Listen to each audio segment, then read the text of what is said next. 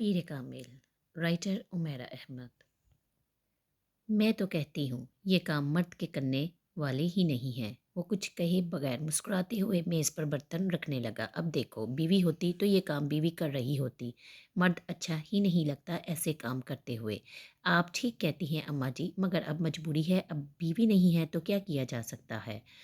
सलाम ने चाय का कप इनकी तरफ बढ़ाते हुए कहा। इन्हें इसकी बात पर झटका लगा।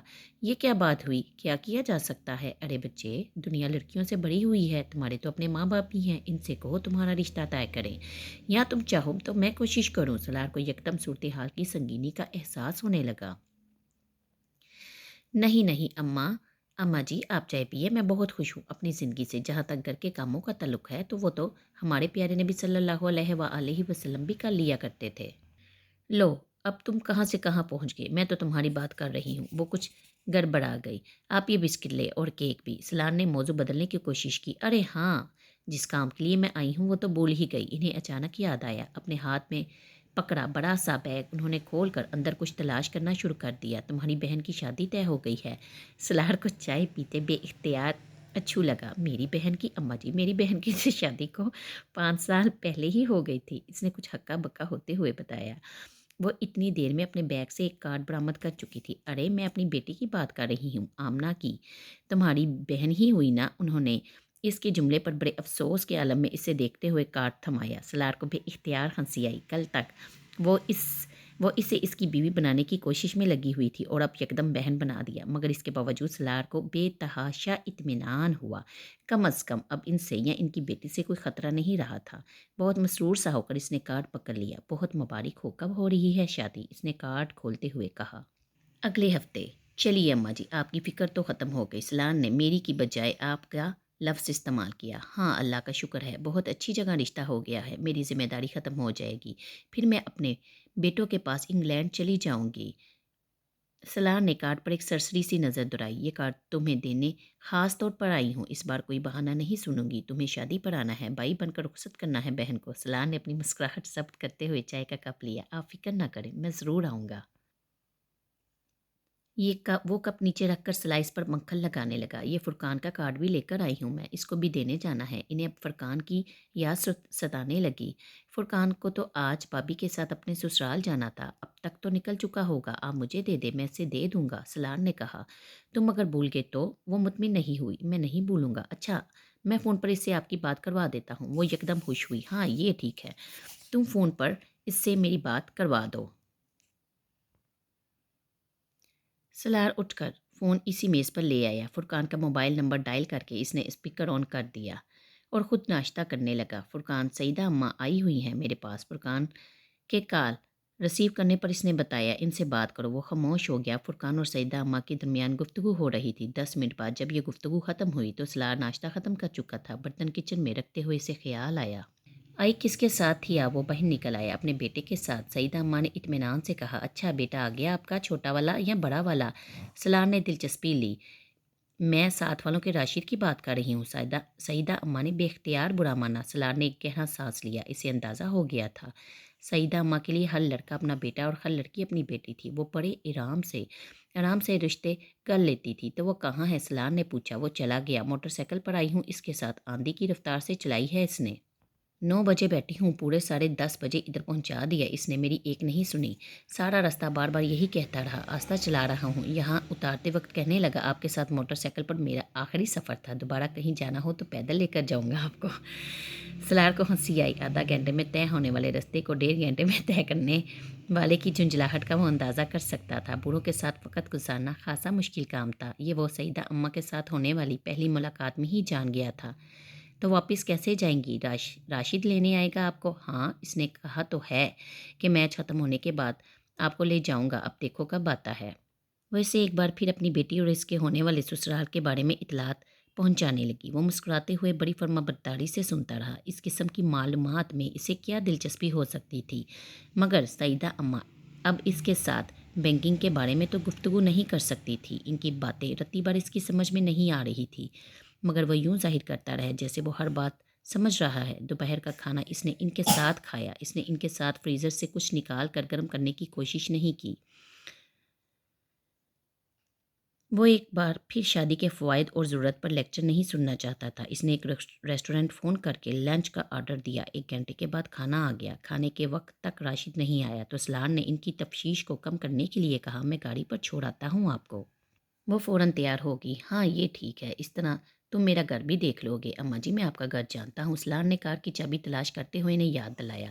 آدھا گھنٹہ کے بعد وہ اس گلی میں تھا جہاں سعیدہ اماں کا گھر تھا۔ وہ گاڑی سے اتر کر انہیں اندر گاڑی میں دروازے تک چھوڑ گیا۔ انہوں نے اسے اندر آنے کی دعوت دی جسے اس نے شکریہ کے ساتھ رد کر دیا۔ آج نہیں، آج بہت کام ہے۔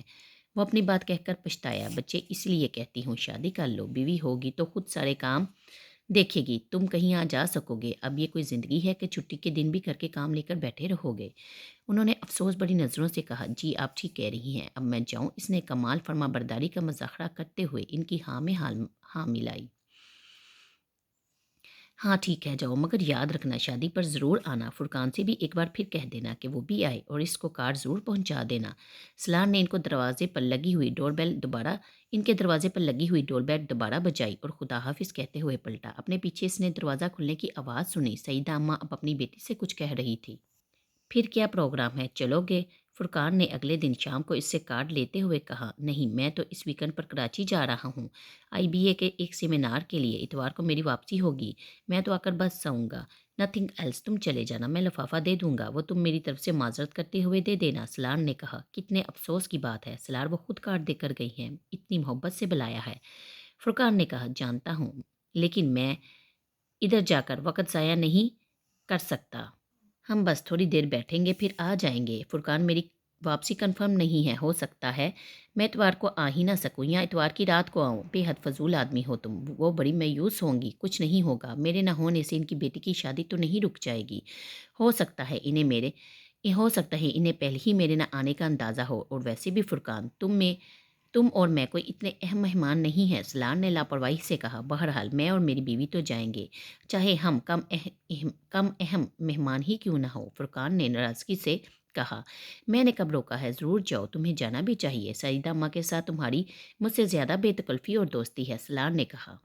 مگر سعیدہ اماں کو میرے بجائے تمہارا زیادہ خیال رہتا ہے، فرقان نے جتایا۔ وہ مروت ہوتی ہے، سلار نے اس کی بات کو سنجیدگی سے لیے بغیر کہا، جو بھی ہوتا ہے بہرحال تمہارا خیال تو ہوتا ہے انہیں۔ چلو اور کچھ نہیں تو ڈاکٹر سبت علی کی عزیزہ سمجھ کر تم ان کے ہاں چلے جاؤ۔ فرقان نے ایک اور حربہ آزمایا، ڈاکٹر صاحب تو خود یہاں نہیں ہیں، وہ تو خود شادی میں شرکت نہیں کر رہے، اور اگر وہ یہاں ہوتے بھی تو کم از کم مجھے تمہاری طرح مجبور نہیں کرتے۔ اچھا میں بھی نہیں کرتا مجبور، نہیں جانا چاہتے تو مت جاؤ، فرقان نے کہا۔ سلار ایک بار پھر اپنے لیپ ٹاپ کے ساتھ مصروف ہو چکا تھا۔ وسیع وہ ایک سرسبز و وسیع سبزہ زار تھا جہاں وہ دونوں موجود تھے۔ وسیع کھلے سبزہ زار میں درخت تھے مگر زیادہ بلند نہیں، خوبصورت پھولدار جھاڑیاں تھیں، چاروں طرف خاموشی تھی۔ وہ دونوں کسی درخت کے سائے میں بیٹھنے کی بجائے ایک پھولدار جھاڑی کے قریب کھلی دھوپ میں بیٹھے تھے۔ امامہ اپنے گھٹنوں کے گرد بازو لپیٹے ہوئے بیٹھی تھی اور وہ گھاس پر چت لیٹا ہوا تھا، اس کی آنکھیں بند تھیں، ان دونوں کے جوتے کچھ فاصلے پر پڑے ہوئے تھے۔ امامہ نے اس بار خوبصورت سفید چادر اوڑھی ہوئی تھی، ان دونوں کے درمیان گفتگو ہو رہی تھی۔ امامہ اس سے کچھ کہتے ہوئے دور کسی چیز کو دیکھ رہی تھی، اس نے لیٹے لیٹے اس کی چادر کے پلو سے اپنے چہرے کو ڈانپ لیا، یوں جیسے دھوپ کی شعاؤں سے آنکھوں کو بچانا چاہتا ہو۔ اس کی چادر نے اسے عجیب سا سکون اور سرشاری دی تھی۔ امامہ نے چادر کے سرے کو اس کے چہرے سے ہٹانے یا کھینچنے کی کوشش نہیں کی، دھوپ اس کے جسم کو تراوٹ بخش رہی تھی۔ آنکھیں بند کیے ہوئے وہ اپنے چہرے پر موجود چادر کے لمس کو محسوس کر رہا تھا، اس پر غنودگی طاری ہو رہی تھی، وہ نیند اسے اپنی گرفت میں لے رہی تھی۔ سلار نے یکدم آنکھیں کھول دی، وہ اپنے بیڈ پر چت لیٹا ہوا تھا، کسی چیز نے اس کی نیند کو توڑ دیا۔ وہ آنکھیں کھولے کچھ دیر بے یقینی سے اپنے ارد گرد کے ماحول کو دیکھتا رہا، یہ وہ جگہ نہیں تھی جہاں اسے ہونا چاہیے تھا، ایک اور خواب، ایک اور الویژن۔ اس نے آنکھیں بند کر لی اور تب اس کو اس موبائل فون کی آواز نے متوجہ کیا جو مسلسل اس کے سرخانے بج رہا تھا۔ یہ فون ہی تھا جو اسے اس خواب سے باہر لے آیا تھا۔ قدرے جھنجھلاتے ہوئے اس نے لیٹے لیٹے ہاتھ بڑھا کر اس نے موبائل اٹھایا، دوسری طرف فرقان تھا۔ کہاں تھے سلار؟ کب سے فون کر رہا ہوں، اٹینڈ کیوں نہیں کر رہے تھے؟ فرقان نے اس کی آواز سنتے ہوئے کہا۔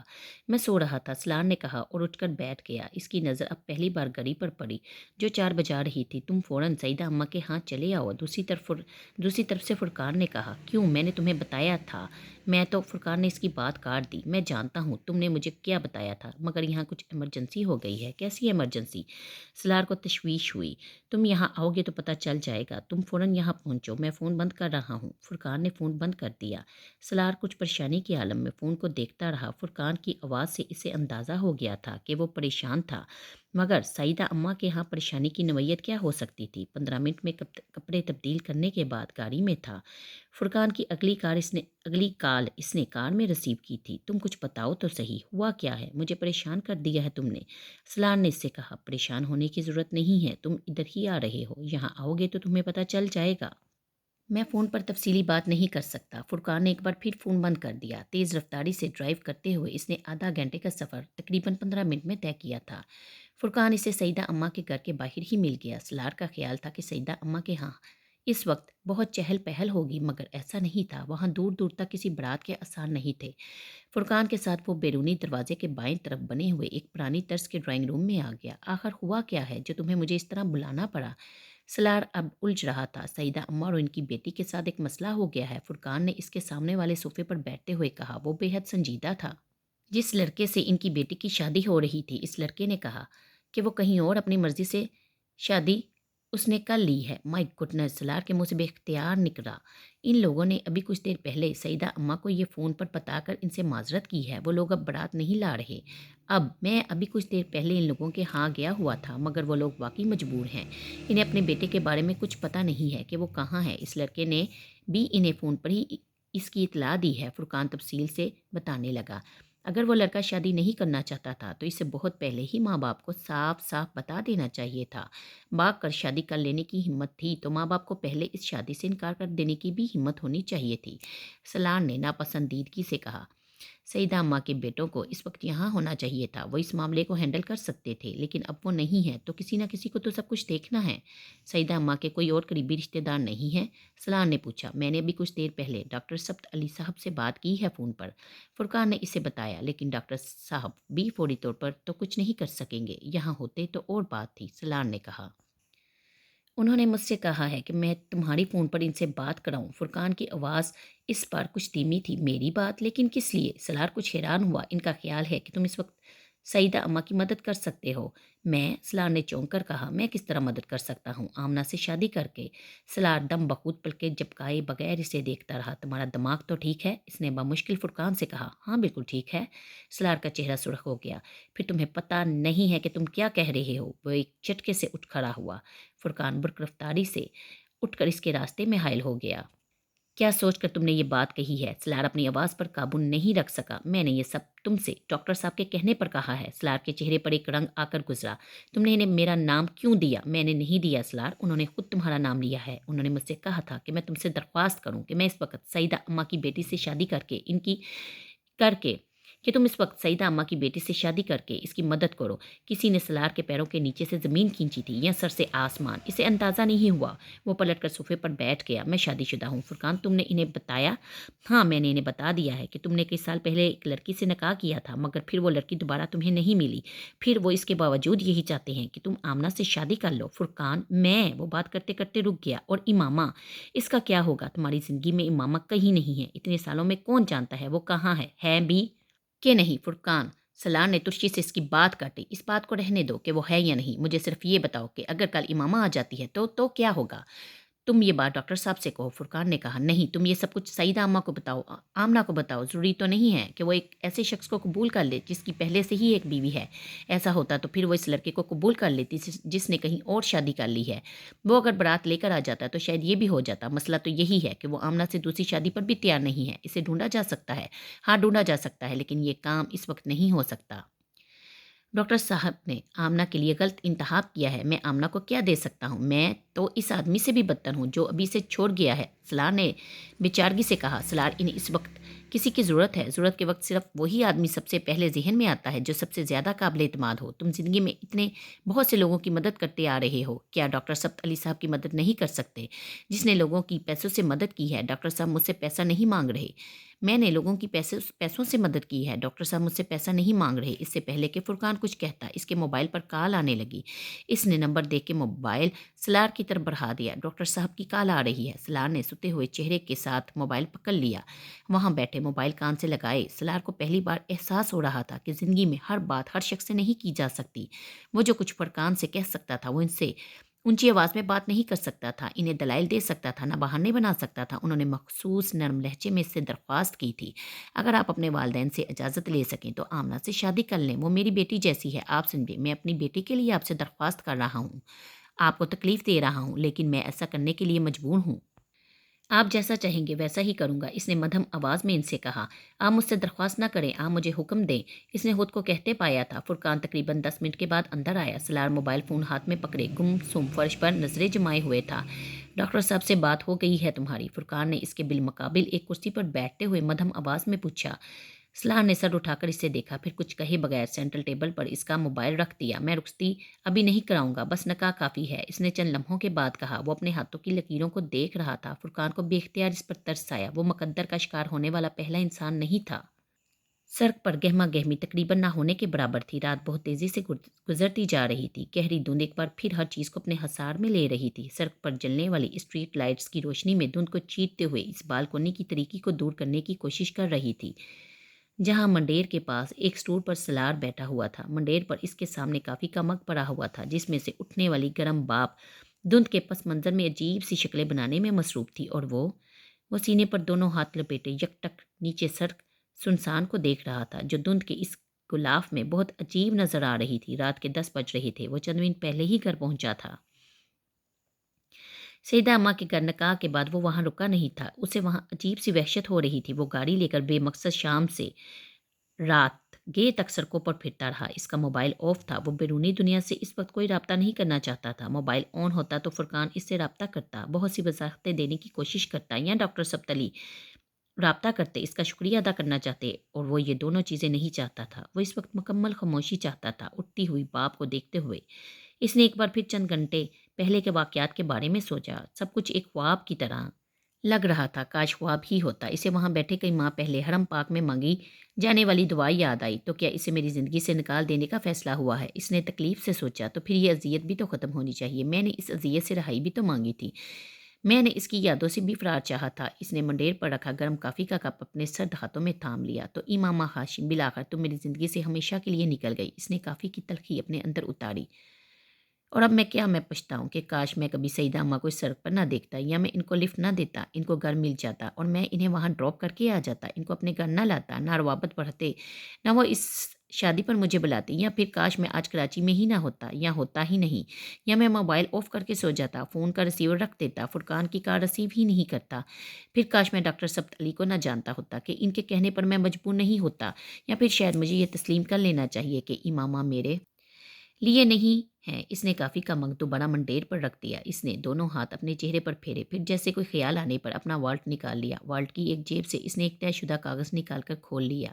ڈیئر انکل سکندر، مجھے آپ کے بیٹے کی موت پر بہت افسوس ہوا۔ چند سال پہلے میری وجہ سے آپ کو بہت تکلیف اٹھانی پڑی، میں اس لیے معذرت خواہ ہوں۔ مجھے سلار کو کچھ رقم ادا کرنی تھی، وہ اب میں آپ کو بھیج رہی ہوں۔ خدا حافظ امامہ ہاشم۔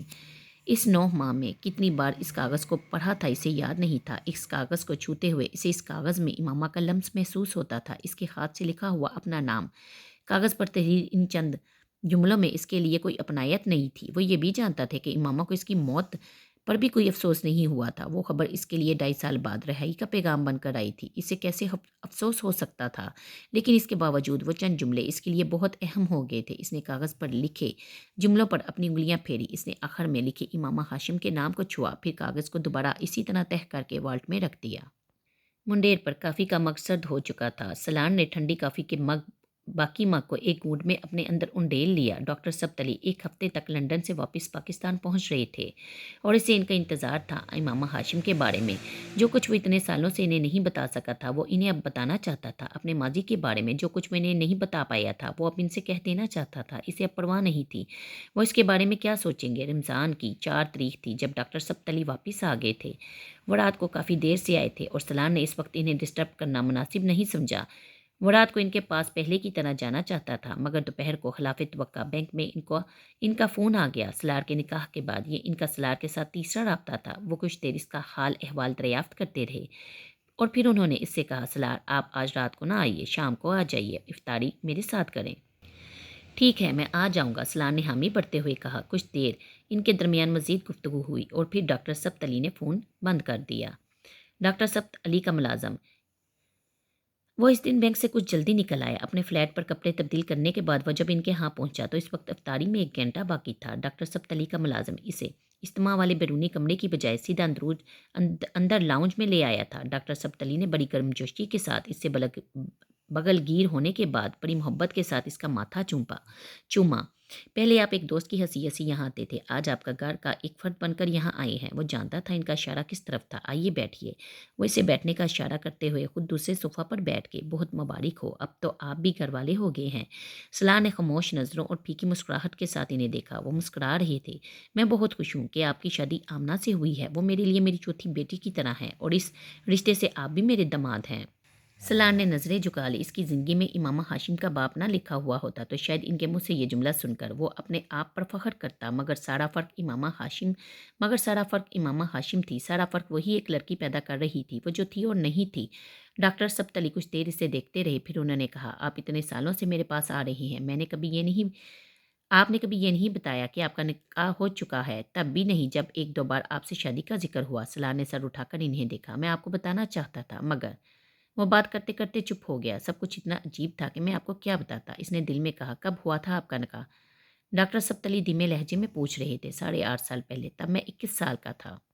اس نے کسی شخص خوردہ معمول کی طرح کہا، پھر وہ آہستہ آہستہ انہیں سب کچھ بتاتا گیا۔ ڈاکٹر سبت علی نے اسے ایک بار بھی نہیں ٹوکا تھا۔ اس کے خاموش ہونے کے بعد بہت دیر تک وہ چپ رہے تھے۔ بہت دیر بعد انہوں نے اس سے کہا تھا، آمنہ بہت اچھی لڑکی ہے اور وہ خوش قسمت ہے کہ اسے ایک صالح مرد ملا ہے۔ ان کی بات سلار کو ایک چابک کی طرح لگی۔ میں صالح مرد نہیں ہوں ڈاکٹر صاحب، میں تو اسب الصافلین ہوں۔ آپ مجھے جانتے ہوتے تو میرے لیے کبھی یہ لفظ استعمال نہ کرتے، اس لڑکی کے لیے میرا انتخاب نہ کرتے جسے آپ اپنی بیٹی کی طرح سمجھتے ہیں۔ ہم سب اپنی زندگی کے کسی نہ کسی مرحلے پر زمانہ جاہلیت سے ضرور گزرتے ہیں۔ بعض گزر جاتے ہیں، بعض ساری زندگی اسی زمانے میں گزار دیتے ہیں۔ آپ اس میں سے گزر چکے ہیں۔ آپ کا پچھتاوا بتا رہا ہے کہ آپ گزر چکے ہیں۔ میں آپ کو پچھتانے سے روکوں گا نہ، توبہ اور دعا سے۔ آپ پر فرض ہے کہ آپ اپنی ساری زندگی یہ کریں، مگر اس کے ساتھ ساتھ یہ شکر بھی ادا کریں کہ آپ نفس کی تمام بیماریوں سے چھٹکارا پا چکے ہیں۔ اگر دنیا آپ کو اپنی طرف نہیں کھینچتی، اگر اللہ کے خوف سے آپ کی آنکھوں میں آنسو آ جاتے ہیں، اگر دوزخ کا تصور آپ کو ڈراتا ہے، اگر آپ اللہ کی عبادت اسی طرح کرتے ہیں جس طرح کرنی چاہیے، اگر نیکی آپ کو اپنی طرف راغب کرتی ہے اور برائی سے آپ رک جاتے ہیں، تو پھر آپ صالح ہیں۔ کچھ صالح ہوتے ہیں، کچھ صالح بنتے ہیں۔ صالح ہونا خوش قسمتی کی بات ہے، صالح بننا 2 دھاری تلوار پر چلنے کے برابر ہے۔ اس میں زیادہ وقت لگتا ہے، اس میں زیادہ تکلیف سہنی پڑتی ہے۔ میں اب بھی یہی کہتا ہوں کہ آپ صالح ہیں، کیونکہ آپ صالح بنے ہیں، اللہ آپ سے بڑے کام لے گا۔ سلار کی آنکھوں میں نمی آ گئی۔ انہوں نے ایک بار پھر امامہ ہاشم کے بارے میں کچھ نہیں پوچھا تھا، کچھ نہیں کہا تھا۔ کیا اس کا مطلب تھا کہ وہ ہمیشہ کے لیے اس کی زندگی سے نکل گئی؟ کیا اس کا مطلب تھا کہ وہ آئندہ کبھی بھی اس کی زندگی میں نہیں آئے گی؟ اسے اپنی زندگی آمنہ کے ساتھ ہی گزارنی ہوگی۔ اس کا دل ڈوبا۔ وہ ڈاکٹر صاحب کے منہ سے امامہ کے حوالے سے کوئی تسلی، کوئی دلاسا، کوئی امید چاہتا تھا۔ ڈاکٹر صاحب خاموش تھے۔ وہ چپ چاپ انہیں دیکھتا رہا۔ میں آپ کے اور آمنہ کے لیے بہت دعا کروں گا، بلکہ میں بہت دعا کر کے آیا ہوں خانہ کعبہ میں، روزہ رسول صلی اللہ علیہ وآلہ وسلم پر۔ وہ لندن سے واپسی پر عمرہ کر کے آئے تھے۔ سلار نے سر جھکا لیا۔ دور اذان کی آواز آ رہی تھی۔ ملازم افطار کے لیے میز تیار کر رہا تھا۔ اس نے بوجھل دل کے ساتھ ڈاکٹر سبت علی کے ساتھ بیٹھ کر روزہ افطار کیا۔ پھر وہ اور ڈاکٹر سبت علی نماز پڑھنے کے لیے قریبی مسجد میں چلے گئے۔ وہاں سے واپسی پر اس نے ڈاکٹر سبت علی کے ہاں کھانا کھایا اور پھر اپنے فلیٹ پر واپس آ گیا۔ کل میرے ساتھ سعیدہ اماں کے ہاں چل سکتے ہو۔ اس نے ڈاکٹر سبت علی کے گھر سے واپسی کے بعد 10 بجے کے قریب فرقان کو فون کیا۔ فرقان ہاسپٹل میں تھا، اس کی نائٹ ڈیوٹی تھی۔ ہاں کیوں نہیں، کوئی خاص کام ہے؟ میں آمنہ سے کچھ باتیں کرنا چاہتا ہوں۔ فرقان کچھ دیر بول نہیں سکا۔ سلار کا لہجہ بہت ہموار تھا، وہاں کسی تلخی کے کوئی آثار نہیں تھے۔ کیسی باتیں؟ کوئی تشویشناک بات نہیں ہے، سلار نے جیسے اسے تسلی دی۔ پھر بھی فرقان نے اصرار کیا، تم پھر امامہ کے بارے میں بات کرنا چاہتے ہو؟ تم پہلے مجھے یہ بتاؤ کہ میرے ساتھ چلو گے؟ سلار نے اس کی بات کا جواب دینے کی بجائے پوچھا۔ ہاں چلوں گا۔ تو پھر میں تمہیں کل ہی بتاؤں گا کہ مجھے اس سے کیا بات کرنی ہے۔ اس سے پہلے کہ فرقان کچھ کہتا فون بند ہو گیا۔ تم اس سے امامہ کے بارے میں بات کرنا چاہتے ہو؟ فرقان نے گاڑی ڈرائیو کرتے ہوئے سلار سے پوچھا۔ نہیں، صرف امامہ کے بارے میں نہیں، اور بھی بہت سی باتیں ہیں جو میں کرنا چاہتا ہوں۔ فار گاڈ سیک سلار، گڑے مردے اکھاڑنے کی کوشش مت کرو، فرقان نے ناراضگی سے کہا۔ اس کو میری ترجیحات اور مقاصد کا پتہ ہونا چاہیے، اب اسے ساری زندگی گزارنی ہے میرے ساتھ۔ سلار نے اس کی ناراضگی کی پرواہ کیے بغیر کہا۔ پتہ چل جائے گا اسے، سمجھدار لڑکی ہے، اور وہ اگر کچھ بتانا ہی ہے تو گل لا کر بتانا، وہاں پنڈورا باکس کھول کر مت بیٹھنا۔ گل لا کر بتانے کا کیا فائدہ جب اس کے پاس واپسی کا کوئی راستہ ہی نہ ہو؟ میں چاہتا ہوں وہ میری باتوں کو سنے، سمجھے، سوچے اور پھر کوئی فیصلہ کرے۔ اب کوئی فیصلہ نہیں کر سکتی وہ، تمہارا اور اس کا نکاح ہو چکا ہے، رخصتی تو نہیں ہوئی، اس سے کیا فرق پڑتا ہے؟ کیوں نہیں پڑتا؟ اگر اس کو میری بات پر اعتراض ہوا تو اس رشتے کے بارے میں نظر ثانی کر سکتی ہے، سلار نے سنجیدگی سے کہا۔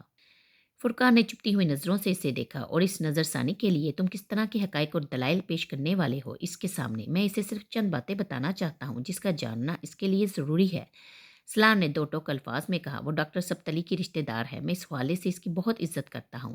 ڈاکٹر صاحب نے مجھ سے نہیں کہا ہوتا تو یہ رشتہ بھی قائم نہیں ہوتا، لیکن میں، فرقان نے اس کی بات کاٹ دی۔ ٹھیک ہے، تم کو اس سے جو کہنا ہے کہہ لینا، لیکن امامہ کے ذکر کو ذرا کم ہی رکھنا، کیونکہ اگر وہ کسی بار سے ہٹ ہوئی تو وہ یہی بات ہوگی، باقی چیزوں کی پرواہ وہ شاید نہ کرے۔ آفٹر آل دوسری بیوی ہونا یا کہلانا آسان نہیں ہوتا۔ فرقان نے اسے سمجھانے کی کوشش کی، اور میں چاہتا ہوں وہ یہ بات محسوس کرے، سوچے اس کے بارے میں۔ ابھی تو کچھ بھی نہیں بگڑا، تم کہتے ہو وہ خوبصورت ہے، پڑھی لکھی ہے، اچھی فیملی سے تعلق ہے اس کا۔ فرقان نے ایک بار پھر اس کی بات کاٹی۔ ختم کرو اس موضوع کو سلار، تم کو اس سے جو کہنا ہے، اسے جو سمجھانا ہے جا کر کہہ لینا، میں اس سے اکیلے میں بات کرنا چاہتا ہوں، سلار نے کہا۔ میں سعیدہ اماں سے کہہ دوں گا، وہ تمہیں اکیلے میں اس سے بات کروا دیں گی، فرقان نے اس کی بات پر سر خلاتے ہوئے کہا۔ وہ آدھا گھنٹہ میں سعیدہ اماں کے ہاں پہنچ گئے تھے۔ دروازہ سعیدہ اماں نے ہی کھولا تھا، اور سلار اور فرقان کو دیکھ کر وہ جیسے بے حد خوشی سے بے حال ہو گئی تھی۔ وہ ان دونوں کو اسی بیٹھک نما کمرے میں لے گئی۔ سعیدہ اماں، سلار آمنہ سے تنہائی میں کچھ باتیں کرنا چاہتا ہے، فرقان نے کمرے میں داخل ہوتے ہوئے کہا۔ سعیدہ اماں کچھ الجھی۔ کیسی باتیں؟ وہ اب سلار کی طرف دیکھ رہی تھی، جو خود بھی بیٹھنے کی بجائے فرقان کے ساتھ ہی کھڑا تھا۔ ہیں چند باتیں جو وہ اس سے کرنا چاہتا ہے، مگر پریشانی والی کوئی بات نہیں، فرقان نے انہیں تسلی دی۔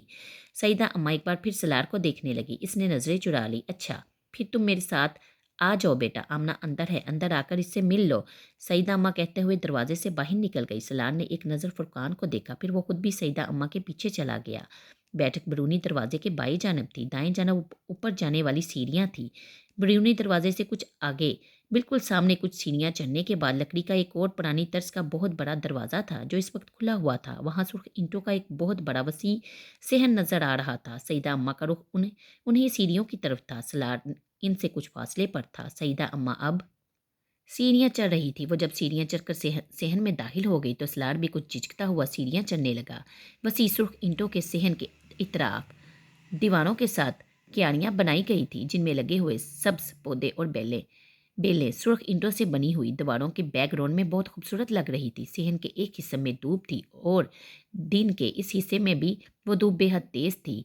دھوپ نے سرخ رنگ کو کچھ اور نمایاں کر دیا تھا۔ آہستہ آہستہ سیڑھیاں چڑھ کر سلار نے صحن میں قدم رکھا تھا، اور وہ ٹھٹک کر رک گیا۔ صحن کے دھوپ والے حصے میں رکھی چارپائی کے سامنے ایک لڑکی کھڑی تھی۔ وہ شاید ابھی چارپائی سے اتری تھی۔ اس کی پشت سلار کی طرف تھی۔ وہ سفید کرتے اور سیاہ شلوار میں ملبوس تھی۔ وہ نہا کر نکلی تھی۔ اس کی کمر سے کچھ اوپر اس کے سیاہ گیلے بال لٹوں کی صورت میں اس کی پشت پر بکھرے ہوئے تھے۔ اس کا سفید دوپٹہ چارپائی پر پڑا ہوا تھا۔ وہ اپنے کرتے کی آستینوں کو کوہنیوں تک فولڈ کرتے ہوئے سلار کی طرف مڑی تھی۔ سلار سانس نہیں لے سکا۔ اس نے زندگی میں اس سے زیادہ خوبصورت لڑکی نہیں دیکھی تھی، یا پھر اسے اس لڑکی سے زیادہ خوبصورت کوئی نہیں لگا تھا۔ وہ یقیناً آمنہ تھی۔ اس گھر میں آمنہ کے علاوہ اور کون ہو سکتا تھا؟ وہ آگے نہیں بڑھ سکا، وہ اس سے نظریں نہیں ہٹا سکا۔ کسی نے اس کے دل کو مٹھی میں لے لیا تھا تو دھڑکن رکی تھی، یا رواں وہ جان نہیں سکا۔ اس کے اور آمنہ کے درمیان بہت فاصلہ تھا۔ آستین موڑتے ہوئے آمنہ کی پہلی نظر سعیدہ اماں پر پڑی۔ سلار بیٹا آیا ہے۔ سعیدہ اماں بہت آگے بڑھ آئی تھی۔ آمنہ نے گردن کو ترچھا کرتے ہوئے صحن کے دروازے کی طرف دیکھا۔ سلار نے اسے بھی ٹھٹکتے دیکھا، پھر وہ مڑی۔ اس کی پشت ایک بار پھر سلار کی طرف تھی۔ سلار نے اسے جھکتے اور چارپائی سے دوپٹہ اٹھاتے دیکھا۔ دوپٹے کو سینے پر پھیلاتے ہوئے اس نے ایک پلو کے ساتھ اپنے سر اور پشت کو بھی ڈھانپ لیا تھا۔ سلار اب اس کے پشت پر بکھرے بال نہیں دیکھ سکتا تھا، مگر اسے آمنہ کے اطمینان نے حیران کر دیا تھا۔ وہاں کوئی گھبراہٹ، کوئی جلدی، کوئی حیرانی نہیں تھی۔ سعیدہ اماں نے مڑ کر سلار کو دیکھا، پھر اسے دروازے میں ہی کھڑے دیکھ کر انہوں نے کہا، ارے بیٹا وہاں کیوں کھڑے ہو، اندر آ جاؤ، تمہارا اپنا ہی گھر ہے۔ آمنہ نے دوپٹہ اوڑھنے کے بعد مڑ کر اسے ایک بار پھر دیکھا، وہ اب بھی اسے ہی دیکھ رہا تھا، پلکیں جھپکائے بغیر دم بخود بے حس و حرکت۔ آمنہ کے چہرے پر ایک رنگ آ کر گزر گیا، وہ اب آگے آ گیا تھا۔ یہ آمنہ ہے میری بیٹی، سعیدہ اماں نے اس کے قریب آنے پر تعارف کرایا۔ السلام علیکم، سلار نے آمنہ کو کہتے سنا، وہ کچھ بول نہیں سکا، وہ اس سے چند قدموں کے فاصلے پر کھڑی تھی، اسے دیکھنا مشکل ہو گیا تھا، وہ نروس ہو رہا تھا۔ آمنہ نے اس کی گھبراہٹ کو محسوس کر لیا تھا۔ سلار تم سے کچھ باتیں کرنا چاہتا ہے، سعیدہ اماں نے آمنہ کو بتایا۔ آمنہ نے ایک بار پھر سلار کو دیکھا، دونوں کی نظریں ملی، دونوں نے بیک وقت نظریں چرائی۔ آمنہ نے سعیدہ اماں کو دیکھا اور سلار نے آمنہ کی کلائیوں تک مہندی کے نقش و نگار سے بڑے ہوئے ہاتھوں کو۔ یکدم اسے لگا کہ وہ اس لڑکی سے کچھ نہیں کہہ سکتا۔ سلار بیٹا اندر کمرے میں چلتے ہیں، وہاں تم اطمینان سے آمنہ سے بات کر لینا، سعیدہ اماں نے اس بار